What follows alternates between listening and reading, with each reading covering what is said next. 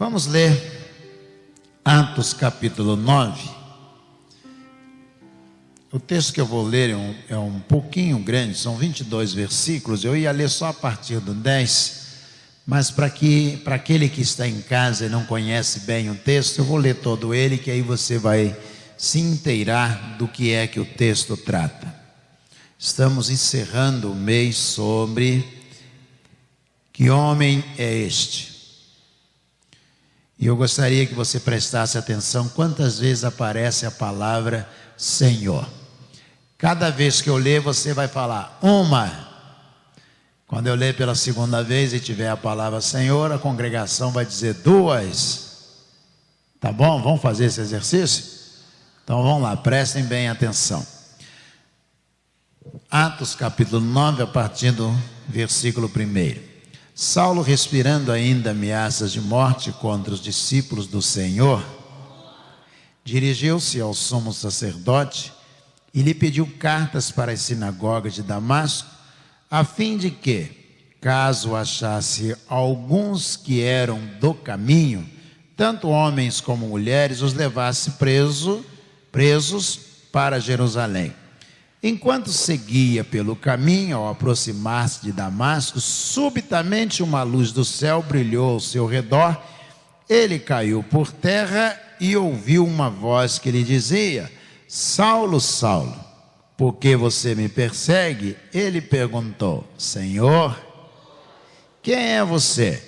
E a resposta foi: eu sou Jesus, a quem você persegue. Mas levante-se e entre na cidade, onde lhe dirão o que você deve fazer. Os homens que viajavam com Saulo pararam emudecidos, ouvindo a voz, mas não vendo alguém. Então Saulo se levantou do chão e, abrindo os olhos, nada podia ver. E, guiando-o pela mão, levaram para Damasco. Esteve 3 dias sem ver, durante os quais nada comeu nem bebeu. Havia em Damasco um discípulo chamado Ananias. O Senhor lhe apareceu numa visão e disse: Ananias. Ao que ele respondeu: eis-me aqui, Senhor. Então o Senhor lhe disse: levante-se e vá à rua que se chama Direita, na casa de Judas, procure um homem de Tarso chamado Saulo. Ele está orando. E numa visão viu entrar um homem chamado Ananias e impor-lhe as mãos para que recuperasse a vista. Ananias, porém, respondeu: Senhor, de muito tenho ouvido a respeito desse homem, quanto mal tem feito aos teus santos em Jerusalém, e aqui em Damasco ele tem autorização dos principais sacerdotes para prender todos os que invocam o teu nome.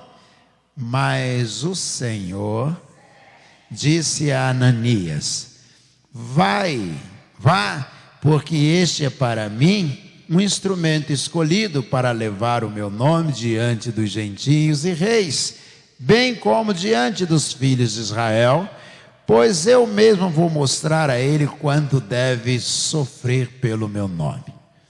Então Ananias foi e, entrando na casa, impôs as mãos sobre Saulo, dizendo: Saulo, irmão, o Senhor Jesus, que apareceu a você no caminho para cá, me enviou para que você volte a ver e fique cheio do Espírito Santo. Imediatamente caíram dos olhos de Saulo umas coisas parecidas com escamas, e ele voltou a ver. A seguir levantou-se e foi batizado. E depois de comer, sentiu-se fortalecido. Saulo permaneceu alguns dias com os discípulos em Damasco, e logo nas sinagogas proclamava Jesus, afirmando que ele é o Filho de Deus. Todos os que ouviam Saulo estavam atônitos e diziam: não é este o que exterminava em Jerusalém os que invocam o nome de Jesus? E veio para cá precisamente para prender e levá-los aos principais sacerdotes? Saulo, porém, mais e mais se fortalecia e confundia os judeus que moravam em Damasco, demonstrando que Jesus é o Cristo. Quantas vezes? 8 vezes. Vamos orar? Senhor, muito obrigado, ó Deus, porque o Senhor tem nos abençoado. E obrigado, ó Deus, porque a palavra do Senhor vem ao coração de cada um de nós. Pedimos agora que o Senhor venha, ó Deus, sobre nós manifestar o teu querer. É a nossa oração em nome de Jesus. Amém. Quantas vezes eu falei Senhor na oração?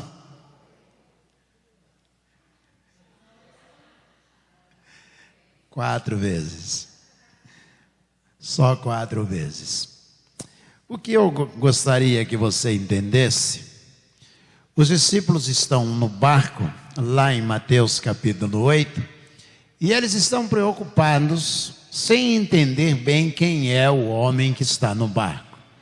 Eles sabiam o nome dele, Jesus, eles estavam andando com ele, mas quando Jesus para o mar e aquieta o vento, eles ficam meio confusos, eles dizem: que homem é este?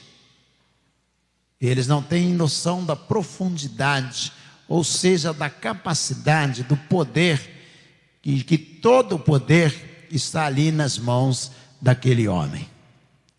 Quando nós olhamos para Saulo, ainda Saulo, ele está perseguindo a igreja. Ele também não tem noção de quem é Jesus. Os discípulos andavam com Jesus e não tinham noção de quem era Jesus. Saulo era contra Jesus, perseguia aqueles que seguiam Jesus, e ele também não tinha noção de quem era Jesus. Ao acalmar o mar e aquietar o vento, os discípulos começam a perceber e se interrogam: quem é este homem? Que homem é este? Saulo, ao perseguir os cristãos e se deparar ou encontrar com Jesus na estrada, ele também faz uma pergunta. Só que a pergunta dele tem um background, um pano de fundo diferente da pergunta dos apóstolos. Os apóstolos perguntam: que homem é este? Saulo pergunta: és tu, Senhor Jesus? Que queres que eu faça? Enquanto os discípulos no barco que andaram com Jesus, eles estão perguntando: que homem é este? Saulo, ao ter esse encontro com Jesus, ele diz: és tu, Senhor? O que o Senhor quer que eu faça? Não distante, para que a gente possa conseguir entender, nós percebemos claramente que o início da jornada do apóstolo Paulo já é uma disponibilidade permanente para fazer alguma coisa para o reino de Deus. És tu, Senhor? Que queres que eu faça? É o Senhor Jesus? O que o Senhor quer que eu faça? E Jesus disse a ele: sim, sou eu. Duro para ti é recalcitrar contra os aguilhões ou aguilhão. Você não tem condições, Paulo, de lutar contra mim. Você não tem força. Paulo falava entre dialetos e idiomas 9 diferentes. Ele era príncipe das sinagogas, o segundo homem mais culto, talvez o primeiro dos seus dias, porque provavelmente já havia ultrapassado o seu mestre Gamaliel. Era um homem poderoso, mas Jesus está dizendo: você não tem força para poder recalcitrar, você não tem como me encarar, você não tem como impedir a minha manifestação. E ele fica completamente cego. A cegueira limita em muito. Hoje nós temos muitos recursos, temos no Rio de Janeiro um instituto extraordinário, já tive a oportunidade de visitar, que se empenha não só em ensinar, mas também em descobrir meios, por meio da ciência, de como facilitar e também legalmente de trabalhar a favor daqueles que têm deficiência ou que têm a cegueira. Mas nos dias de Paulo, não. Um homem cego era extremamente limitado, tanto que você vai ver que quando ele levanta do chão, alguém tem que tomá-lo pela mão e conduzi-lo até a rua chamada direita. Ou seja, aquele homem poderoso está ajoelhado diante de Jesus, e Jesus vai lhe tirar a visão, e quando ele levanta, desculpe a expressão, ele não é nada. Exatamente isso. Ele nada é na hora que ele levanta. Na hora que ele fica de pé, nada mais ele é. Ele não pode sequer ler. Ele não tem condições de caminhar e de voltar para casa ou de ir à rua chamada direita sozinho. E ele ficou 3 dias e 3 noites, versículo 9, esteve 3 dias sem ver, durante os quais nada comeu e nem bebeu. Tamanha, provavelmente, era a agonia daquele homem poderoso que perdeu a visão.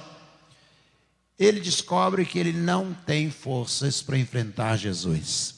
Quantas vezes nós vemos no dia a dia, como pastor, a pessoa vem às vezes e de repente ela começa a achar que ela já é vou usar a expressão da minha terra, o ó do Borogodó.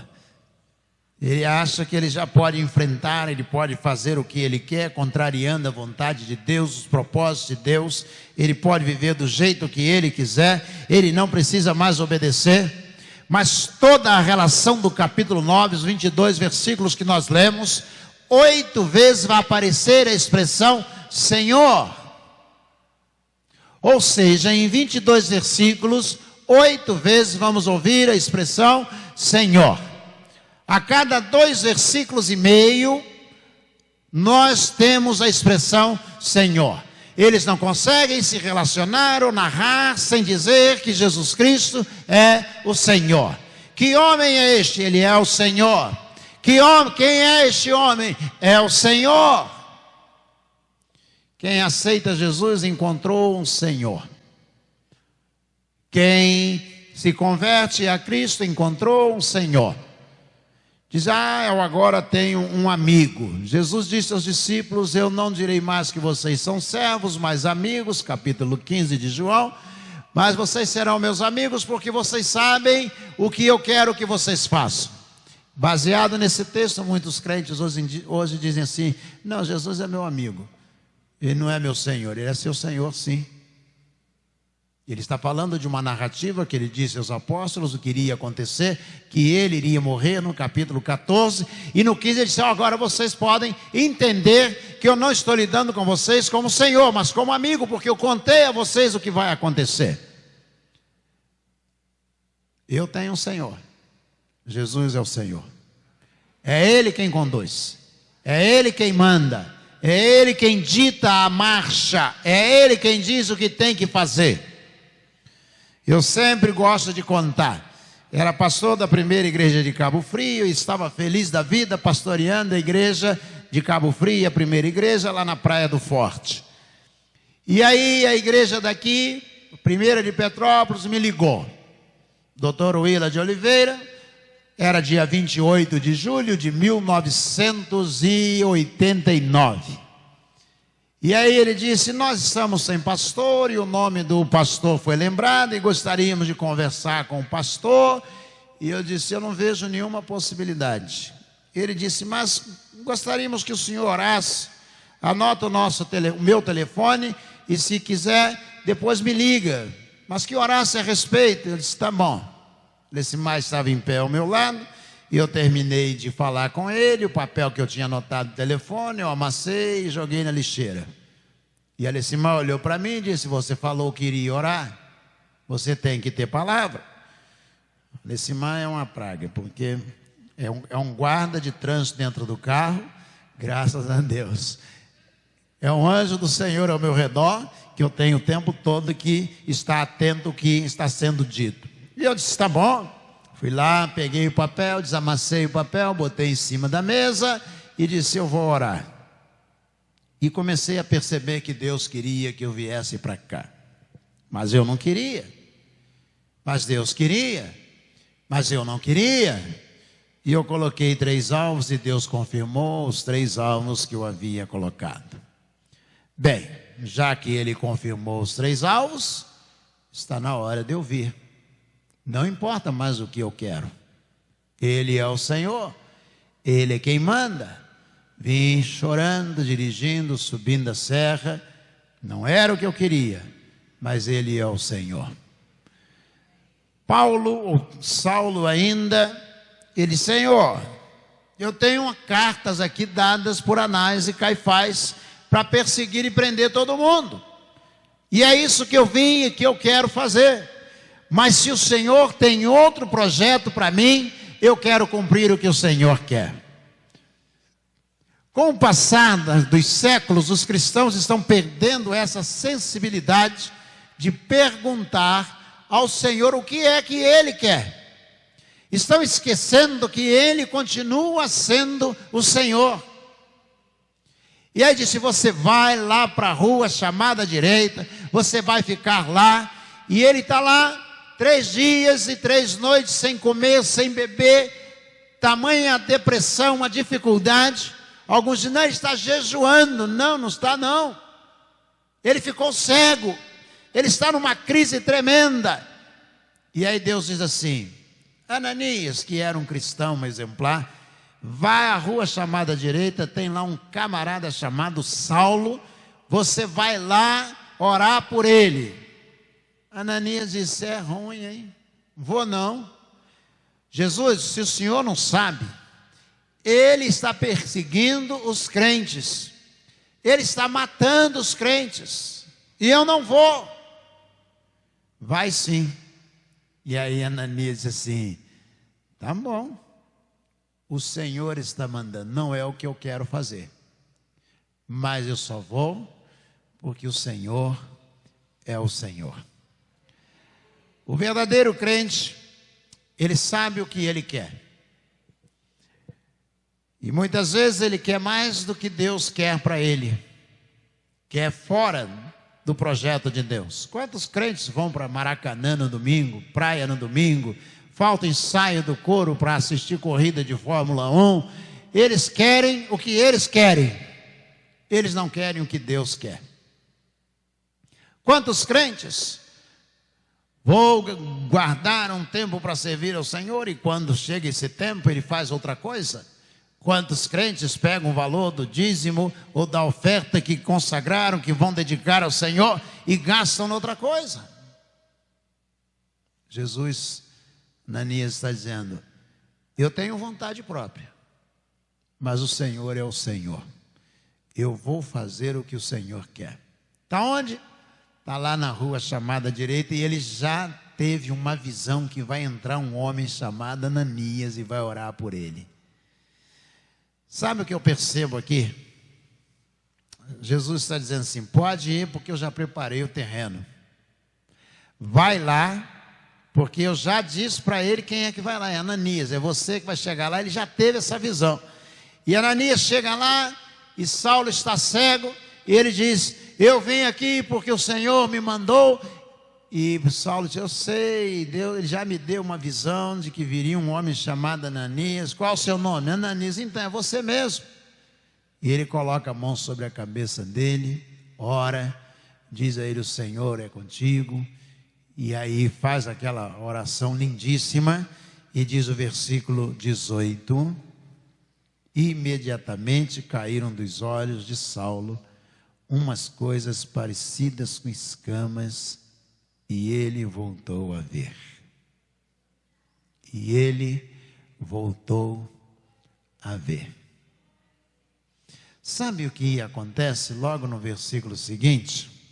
Eu vou ler para você, versículo 19, metade dele em diante.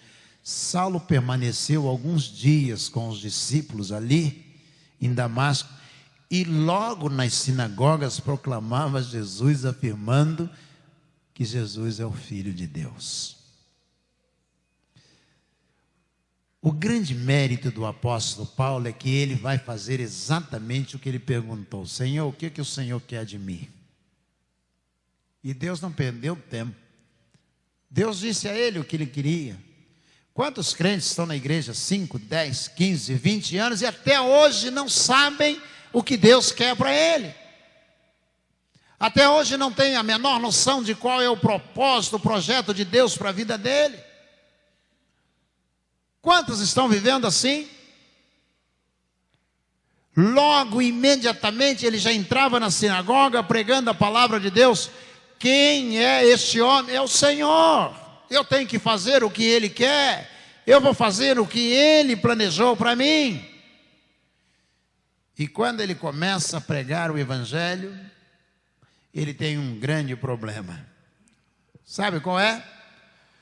Aqueles que perseguiam juntamente com ele, estão contando com ele para continuar a perseguição.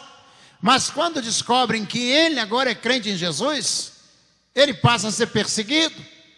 E aqueles que estavam sendo perseguidos por ele, agora estão desconfiados de que esta é uma estratégia dele para participar das reuniões dos crentes.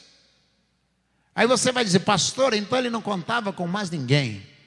Agora ele contava só com Jesus.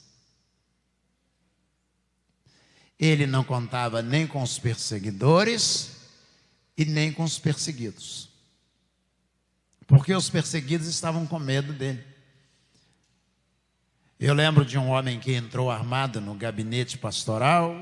Ele tinha um problema sério para resolver. Procurou uma pessoa para matar a pessoa. Estava andando na cidade. E aí ele foi parar no meu gabinete pastoral, armado, com um revólver na cintura. E ele disse, eu entrei aqui pelo motivo tal, e eu vim para matar uma pessoa, não encontrei, eu passei aqui em frente, eu estou desnorteado, desorientado, e eu entrei e perguntei se tinha alguém para conversar, e me mandaram aqui conversar com o senhor.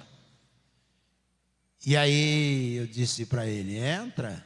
Vi que ele estava armado, uma arma na cintura, e aí eu disse, pode entrar. Ele falou, o senhor faz uma oração por mim?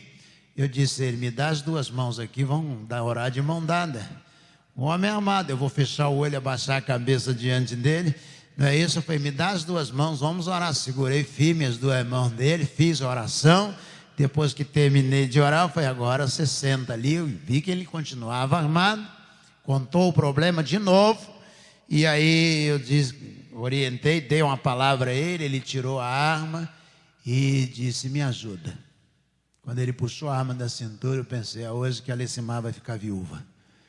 E ele falou, me ajuda, botou a arma na ponta da mesa assim, e eu fui militar, peguei a arma, tirei os projéteis, as balas, e deixei a arma em cima, coloquei no bolso do paletó, e continuamos conversando.